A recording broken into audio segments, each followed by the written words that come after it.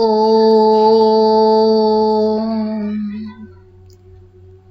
श्रीमद् भगवत गीता अध्याय 13 क्षेत्र क्षेत्रज्ञ विभाग योग।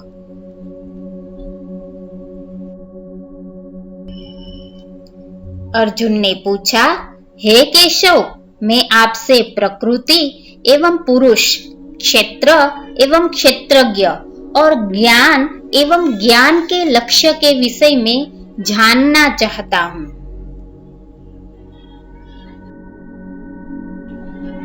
श्री भगवान बोले, हे अर्जुन, यह शरीर क्षेत्र इस नाम से कहा जाता है और इसको जो जानता है उसको क्षेत्रज्ञ इस नाम से उनके तत्व को जानने वाले ज्ञानी जन कहते हैं। हे अर्जुन, तू सब क्षेत्रों में क्षेत्रज्ञ अर्थात जीवात्मा भी मुझे ही जान और क्षेत्र क्षेत्रज्ञ को अर्थात विकार सहित प्रकृति और पुरुष का जो तत्व से जानना है वह ज्ञान है, ऐसा मेरा मत है। वह क्षेत्र जो और जैसा है तथा जिन विकारों वाला है और जिस कारण से जो हुआ है तथा वह क्षेत्रज्ञ भी जो और जिस प्रभाव वाला है वह सब संक्षेप में मुझसे सुन। यह क्षेत्र और क्षेत्रज्ञ का तत्व ऋषियों द्वारा बहुत प्रकार से कहा गया है और विविध वेद मंत्रों द्वारा भी विभाग पूर्वक कहा गया है तथा भली भांति निश्चय किए हुए युक्ति युक्त ब्रह्म सूत्र के पदों द्वारा भी कहा गया है।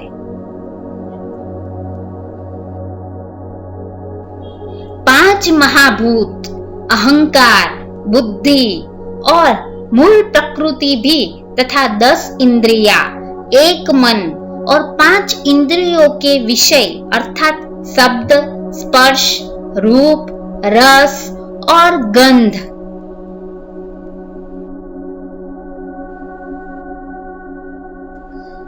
तथा इच्छा, द्वेष, सुख, दुख, स्थूल देह का पिंड, चेतना और धृति इस प्रकार विकारों के सहित यह क्षेत्र संक्षेप में कहा गया है।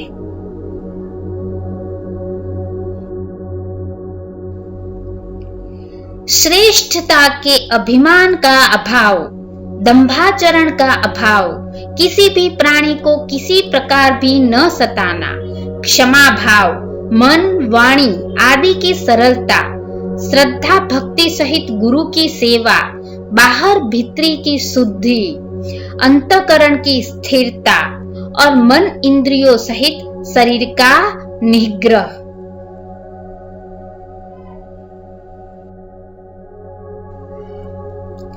इस लोक और परलोक के संपूर्ण भोगों में आसक्ति का अभाव और अहंकार का भी अभाव, जन्म, मृत्यु, जरा और रोग आदि में दुख और दोषों का बार बार विचार करना,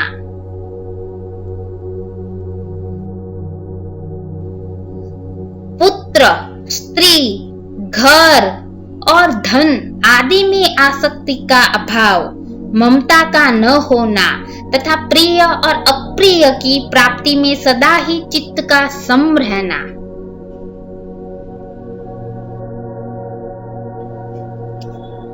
मुझ परमेश्वर में अनन्य योग द्वारा अव्यभिचारिणी भक्ति तथा एकांत और शुद्ध देश में रहने का स्वभाव और विषयासक्त मनुष्यों के समुदाय में प्रेम का न होना, अध्यात्म ज्ञान में नित्य स्थिति और तत्व ज्ञान के अर्थ रूप परमात्मा को ही देखना, यह सब ज्ञान है और जो इसके विपरीत है वह अज्ञान है, ऐसा कहा गया है।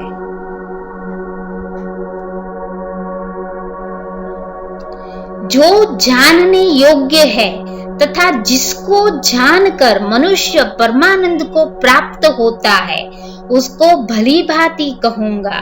वह अनादि वाला परब्रह्म न सत ही कहा जाता है न असत ही। वह सब और हाथ पैर वाला, सब और नेत्र सिर और मुख वाला तथा सब और कान वाला है, क्योंकि वह संसार में सबको व्याप्त करके स्थित है।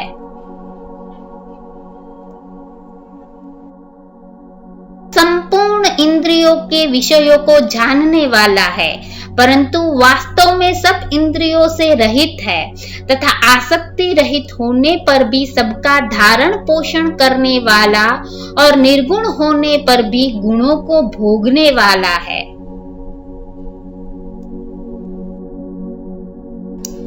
वह चराचर सब भूतों के बाहर भीतर परिपूर्ण है और चर अचर भी वही है, और वह सूक्ष्म होने से अविज्ञेय है तथा अति समीप में और दूर में भी स्थित वही है।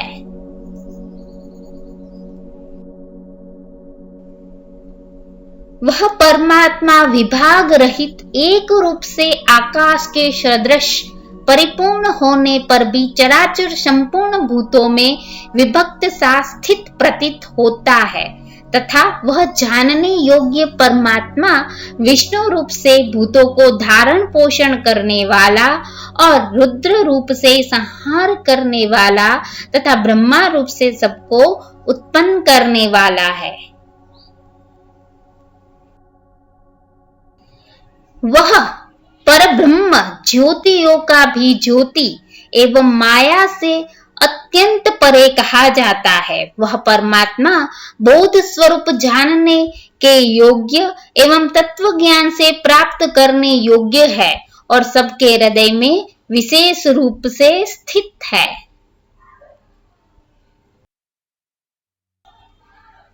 इस प्रकार क्षेत्र तथा ज्ञान और जानने योग्य परमात्मा का स्वरूप संक्षेप में कहा गया। मेरा भक्त इसको तत्व से जानकर मेरे स्वरूप को प्राप्त होता है। प्रकृति और पुरुष, इन दोनों को ही तू अनादि जान और राग द्वेषादि विकारों को तथा त्रिगुणात्मक संपूर्ण पदार्थों को भी प्रकृति से ही उत्पन्न जान।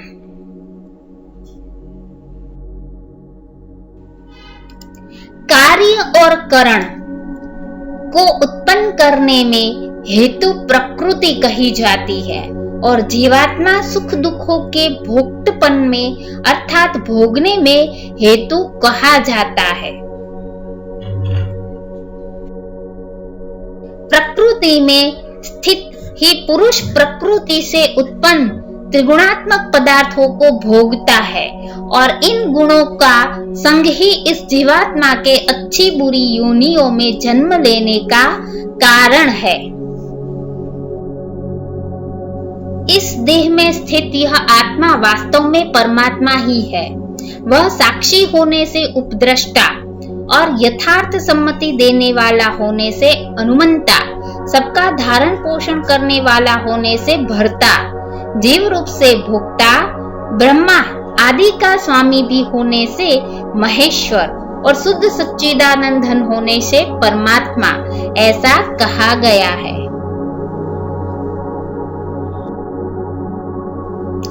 इस प्रकार पुरुष को और गुणों के सहित प्रकृति को जो मनुष्य तत्व से जानता है, वह सब प्रकार से कर्तव्य कर्म करता हुआ भी फिर नहीं जन्मता।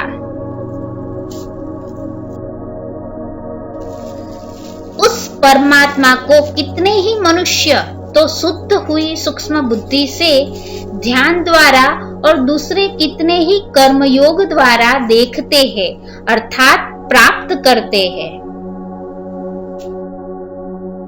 परंतु इनसे दूसरे अर्थात जो मन बुद्धि वाले पुरुष है, वे इस प्रकार न जानते हुए दूसरों से अर्थात तत्व के जानने वाले पुरुषों से सुनकर ही तदनुसार उपासना करते हैं और वे श्रवण परायण पुरुष भी मृत्यु रूप संसार सागर को निसंदेह तर जाते हैं।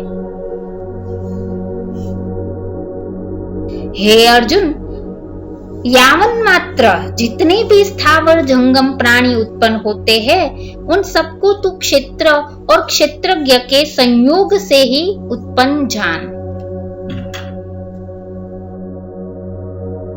जो पुरुष नष्ट होते हुए सब चराचर भूतों में परमेश्वर को नाश रहित और संभाव से स्थित देखता है, वही यथार्थ देखता है। क्योंकि जो पुरुष सब में संभाव से स्थित परमेश्वर को समान देखता हुआ अपने द्वारा अपने को नष्ट नहीं करता, इससे वह परम गति को प्राप्त होता है। और जो पुरुष संपूर्ण कर्मों को सब प्रकार से प्रकृति द्वारा ही किए जाते हुए देखता है और आत्मा को अकर्ता देखता है, वही यथार्थ देखता है।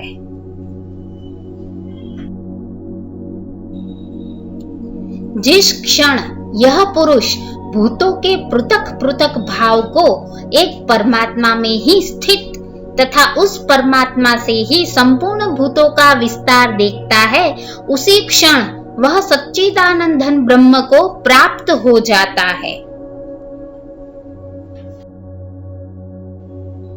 हे अर्जुन, अनादि होने से और निर्गुण होने से यह अविनाशी परमात्मा शरीर में स्थित होने पर भी वास्तव में न तो कुछ करता है और न लिप्त ही होता है।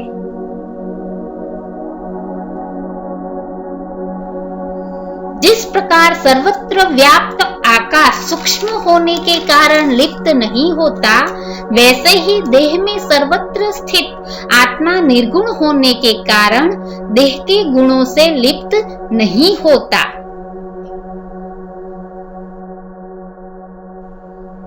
हे अर्जुन, जिस प्रकार एक ही सूर्य इस संपूर्ण ब्रह्मांड को प्रकाशित करता है, उसी प्रकार एक ही आत्मा संपूर्ण क्षेत्र को प्रकाशित करता है।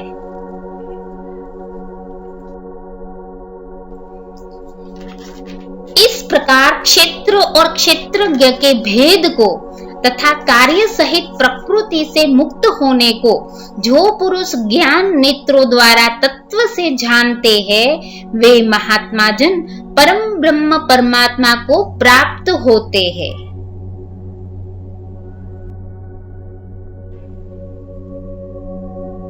ओम